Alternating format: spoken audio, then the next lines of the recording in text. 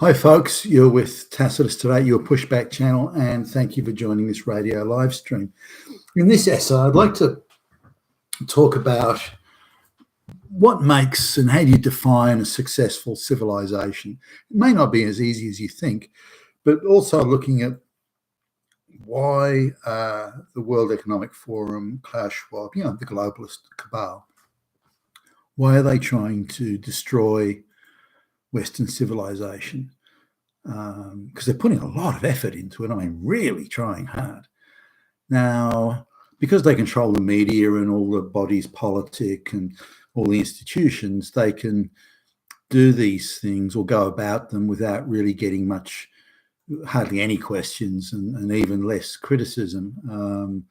No one's going over their policies and asking the hard questions or evaluating the policies or the assertions they make. For any benefit they may derive. Now, if you listen to all the globalist goons and stooges and flunkies, whether it's Schwab or the EU and Ursula von der Leyen and those sort of people, European Union, all those groups that are dedicated globalists, they never tell us why and what the real benefit is. They don't try and sell us. They just say that it must be done. There's a recent speech a little while ago that Ursula von der Leyen made. She's always very elegant looking, I think, whenever she makes a speech. But she was talking about things like sanctions on Russia and that sort of stuff, rather than say, well, this is what we're going to do. This is why, and this is what's going to happen, and we'll go about it in this way. And rather than just try and bring the people with her and try and explain it and what the benefit is, and to accept that if it doesn't work, they'll stop it and do something more worthwhile and more effective. Instead of that, she just made assertions. We have to do it. It must be done. We must do it. Now, no explanation why. Putin bad, Russia, we must do it. Well, no, that's not fucking good enough. So the consequences of some of these things, like the reduction in the amount of energy in Europe and that sort of thing, and then the terrible foot dragging with putting other forms of energy in place, like getting the coal-fired power stations working, importing large amounts of coal and these sorts of things. It's something that they're just not doing. They just don't seem serious about it at all. They're just making these assertions and claims, many of them ridiculous or even hysterical, but they don't justify it. And there's no one in the media. There's a whole media posse that's there when von der Leyen makes these announcements, and there's no questions. Why should this be done? Well, can you explain the benefit? Or why are you doing it before you've explained the benefits? Why has there not been a vote? There are all sorts of things. There's a million questions you could ask. The newspapers the media generally could vigorously attack the failure of these policies and the failure to explain them correctly or to cost it correctly. They could really go after the politicians there, but they don't. And there's no questioning. So that's what they can do. They can say these things. Hundreds and thousands of old people die in the cold and the cutting winter. It must be done. We have to do it. It's a price worth paying for some greater good that I don't even know myself and I can't explain to you. Now, Klaus Schwab's the same. He sits there. We cannot go back to the way it was. Well, why not? What do you mean cannot go back? Given you guys fucked it up in the first place, and then you're now saying we can't go back for something you and your cronies and stooges all fucked up. I don't. No. That's not it. Okay, our standard of living has to be low. We have to eat insects. All right, fine. Is your standard of living lower? Are you eating insects? Are the people around you eating insects and having a lower standard of living? There's a whole lot that could go on here in terms of pursuing them and asking the hard questions. But as long as they control, as I say, the media and the bodies politic, then then they're not getting these questions, and they don't have to answer. They don't have to prove anything. They can just assert it, then get on and do it. And if you don't like it or you've got questions yourself, then you are Hitler. But how do we define a successful civilization? Now, according to, again, Schwab and the Goons, a successful civilization of the future is you'll own nothing and you'll eat insects. And there'll be all green energy, or there won't be any fossil fuels being used, and there won't be any farm animals or farming going on. So you better hope the insect production rate is high there. So that's the successful civilization of the future, as envisioned by, again, Schwab and the Goons. But I don't know. I can't imagine anyone throughout human history that would define that as a successful civilization. Maybe success means a tiny elite living luxuriously, control, the hoi polloi, the gazillions of hoi polloi all eating insects or something. I don't know. So what is a successful civilization? Let's look at it now. You can look at it coming from different perspectives. For example, Africa. Now, in spite of infant mortality rates that approach 50%, in spite of life expectancy that rarely exceeds 40, in spite of that, their population keeps increasing. Wow, what a successful society. They've got death and destruction and infant mortality and disease all around them, and they still manage to increase the population. That is a goddamn successful society, if you don't mind. But is it? How do you look at that? If the measure is increasing population against adversity that's largely self-inflicted in their case, but adversity nonetheless, then still they manage to increase the population. Should that not be a measure of success? Or do we say, well, that they tolerate such an incredibly high infant mortality rate and life expectancy, and have done so for many hundreds, indeed thousands of years, should that be deemed as a failed society? They don't seem to be wealthy, or they couldn't even invent the wheel. So is that a failed society?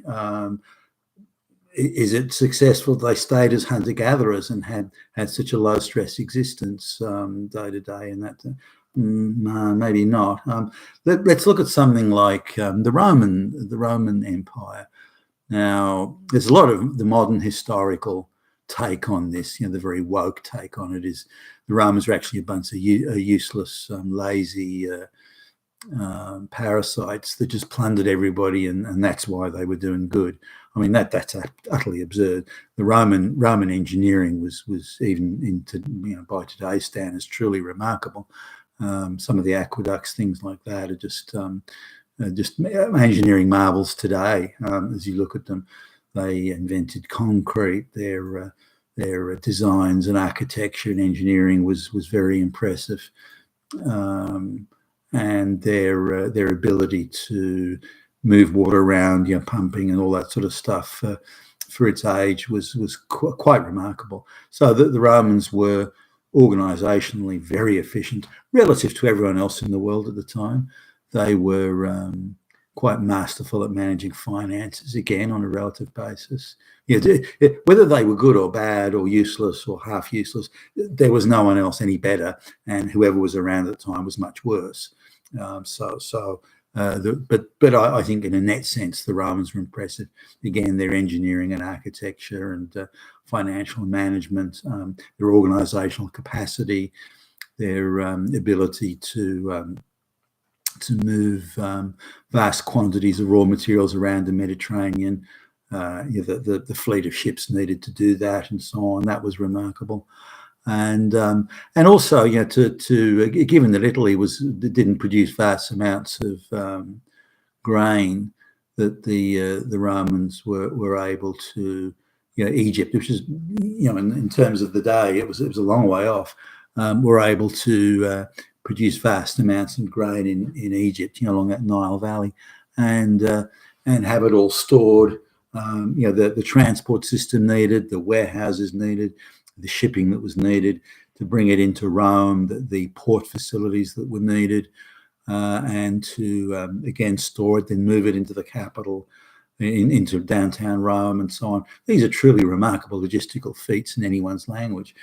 Population of 1 million people. That was a huge city by the standards of the day. And so the Romans, clearly that was a successful and very wealthy society, assuming we measure society that way. So others may say, well, so feeding Christians to the lions is your idea of a successful society, is it? That's not the point. But there was certainly a rich elite, but there's also quite a substantial middle mercantile class, as you'd call them in Rome and in Italy, and that suggests that that society had been successful not only in generating new wealth. They weren't just plundering, far from it, generating new wealth, and then having many people share in that wealth. Now, if you look at, say, the medical care facilities, which only the well-to-do could really afford in Rome, but the medical care wasn't really surpassed until the 1700s in Western Europe, and due to the sort of scientific renaissance. But that's a long time. The Romans had reached the pinnacle of medical care back in the day, and it hadn't really moved forward in any appreciable strides since that time, which is quite remarkable. Now, there are those who say, well, the Romans really, their advances in medical care were around patching up injured athletes and the gladiators and those sorts of things.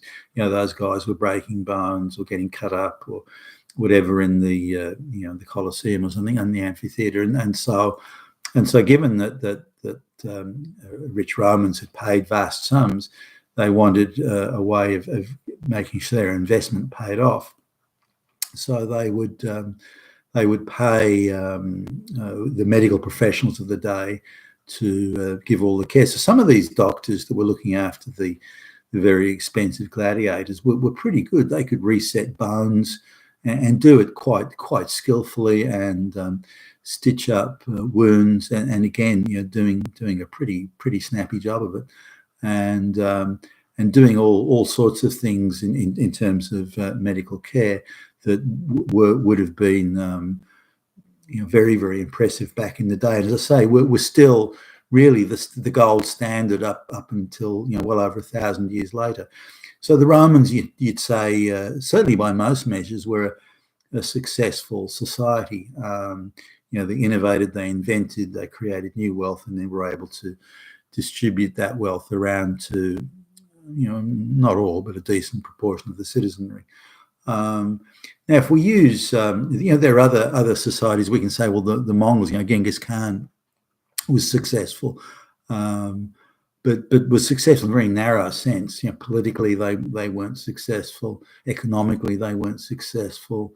They were successful in a military sense because they had the vast armies of cavalry, and they had those long distance, quite reticulated, the long distance bows that were close to mass produced, I guess, but they were masterful at hit and run tactics. Were very much part of how things were done in that part of the world. And they came to Europe, or Eastern Europe at least, and through Russia and even into part of the Middle East, Persia and so on. But they could only go where there are large grasslands because of the vast horse entourage they had with them that needed grazing lands to feed. So they would go to Eastern Europe. Now, in Eastern Europe at the time, the warfare, other than the crossbow, which was never deployed in large enough numbers to really hurt the Mongols. If they really brought on 10,000 crossbows, the Mongols would have been history. But they never were deployed in large enough numbers. By the way, just as an aside here, the Mongols used a sort of a silken woven quilted tunic, and the benefit of that is if an arrow penetrated in it, it would take the strands of the silken tunic with it. So that, and it would prevent the arrow from penetrating too far. So you could pull the arrow out or remove the arrow by by using all the silken threads that were around the arrowhead that was sort of taken into the flesh as the arrow penetrated. This meant that injuries weren't anywhere near as bad as they could have been, and it meant that the arrow could be pulled out without, tearing the soldier to pieces. So they had a few sort of innovations there. Something that was, by the way, later used as for bulletproof vests, even in the 1900s. Interestingly, an aside there, the guy, the Franz Ferdinand guy who got assassinated in Sarajevo, which were the beginning of a series of triggers that started World War One. His security team wanted him to wear his bulletproof vest, which was made of many layers of silk and other things. And he said, no, he didn't need it.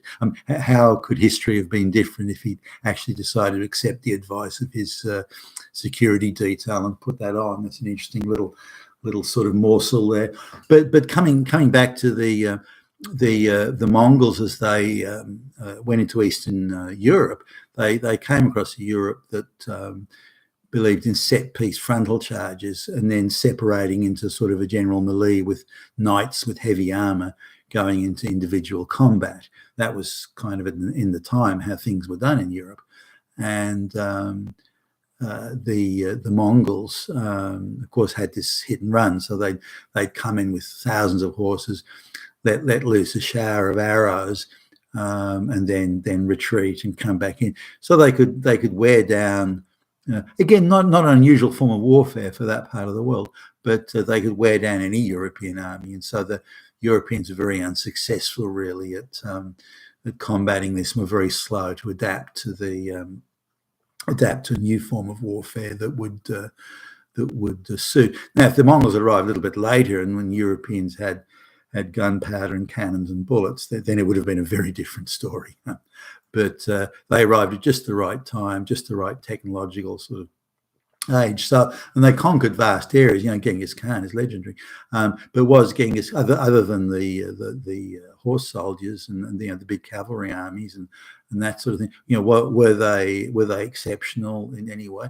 Certainly their training, like being able to fire arrows going forward and running away or the ponies sprinting away from a pursuing enemy, they could turn around and fire arrows sort of from behind. All that sort of, those little things there gave them an edge. But were they a successful society? Well, no, or a successful civilization. I don't think they were. They had that one thing going for them, just happened to appear at the right time. At another time, they'd have been torn to pieces, but it just happened to be the right time. Now, we can look at, say, ancient China, where because of the vast populations that were, or even ancient Egypt for that matter, but look at the vast populations that were around very fertile river valleys, and big populations tended to gather around them. Then there had to be societal and civilizational organization and bureaucracy and managerial class and all those sorts of things. And so you could say China was a successful society at the time, but that was a response to organic circumstances rather than anything specific or clever or innovative or anything like that. So not that you can say that there wasn't without innovation. It was in its way. Some of the, for example, public servants having to take exams for competence. That was at the time, that was a bit of a stride. Not that the Romans weren't doing it or the Greeks hadn't done it, but the Chinese did it on quite a large scale and standardized on these exams. And so I think that was an expression of a successful civilization. But if we look at civilizations today, or how civilization progressed, and if you look at every facet, ranging from justice to clean water to medical care to education to transport facilities, infrastructure, you sort of look at all and every aspect of that, then Western white civilization, in my view at least, is clearly the absolute apex, certainly to date, of civilizational development and progress. That is, the wealth has been successfully shared with the most amount of people, and that the government of these advanced civilizations has seen widest spread of shared responsibility and shared input through the ballot box, for example, those sorts of things. So I see that as being the apex. Now, others may say, well, the vote, who cares? Or you know, so what if people who have got hospitals to go to? So there are those who may say those things are incidental or irrelevant, or there are more important things. For example, transgender rights may be more important than preventing infant mortality, say. So there are others, others may see differently. But I see the civilization that we've achieved in the West as being the most advanced ever. Now, is it flawless and faultless? Of course not. Of course not. Is it the most advanced ever? And certainly, in my view, then it is. So why? And this now brings us to Schwab and his flunky mates. Why do the globalists, World Economic Forum, Schwab, EU, Ursula von der Leyen, Joe Biden and his goons, why are they so hell-bent on destroying Western civilization? Now, what are they selling us? They're selling us that, well, you're going to lose all that, and we can't go back to the way it was. That's yesterday. It's all gone. The age of abundance is over, and you're going to own nothing, be happy, and you're going to eat damn insects. You'll be lucky if you get medical care. Priority will be given to transgender surgeries, but if you've got cancer or something like that, too fucking bad. So medical care is going to go. Education will be ideological. It's already there, ideological indoctrination rather than education. A lot of the things, but more importantly, overarching all of this is merit. Any form of merit will be a crime. Now, when you look at what makes the Western civilization, whether you take it from the 1600s onwards, or at any time really, but let's sort of say, as Europe came out of the Dark Ages, the difference between Western civilization, any other civilization, has been merit. That more than any other civilization, the most capable people were elevated to positions where they could do something. That as in running the government, or they were inventing the steam engine, or designing buildings, or great engineering works, or whatever it was. But advances in metallurgy, advances in medicine and science, and so on. This was all because there was a system of merit, imperfect though it may have been, a system of merit. So the best qualified, the most able, the most capable, the most gifted, the hardest working, the most sensible, the most prudent could get to the top, or closer to the top than anywhere else. Again, imperfect though it was, there was no other civilization that had such an approach to merit as the West did. Now, it's this in particular, among other things, this in particular the globalists hate. They hate merit with a passion, and they're desperately, every day, every minute of every day, they're trying to undermine any and all forms of merit. The affirmative action, the diversity, we have to serve the nation, they have to serve the population we represent, all this sort of stuff. Everything is designed to eradicate, undermine, destroy, and suffocate merit. The very thing that made the Western civilization, as in the engine room of what made it so successful, the merit is something that the globalists, and they really have to take that away. As long as that remains in any form, then there's resistance to globalization. So merit has to go, and they're going about it as energetically as they can. So a successful civilization is one that elevates merit. Certainly as more than any other civilization does, which again is why the White West has been the wealthiest civilization. Why everybody wants to come. You go to any third world shithole. So where do you want to go? I want to go to the White West. But aren't they all racist, Nazi, fascist, Hitlers eating babies? I don't give a shit. They're fucking well run. They're well organized, well managed. They're rich. I want to go there and have a better life. But what if don't you want to stay and help your shithole basket case country? No, get fucked. I don't care about them. I want to go to where the easy money is, where those damn white folks go. So this the white civilization is the apex. Everybody wants to come to the White West. Is prepared to go to exceptional lengths to do it, by the way. So So this is the apex of civilization. This is what the globalists are attempting to destroy. Now, you may disagree with my analysis of what a successful civilization is. Well, the West was really good, but I know this lesbian that didn't get the top job at the bank, so that means they're all fucking Nazi.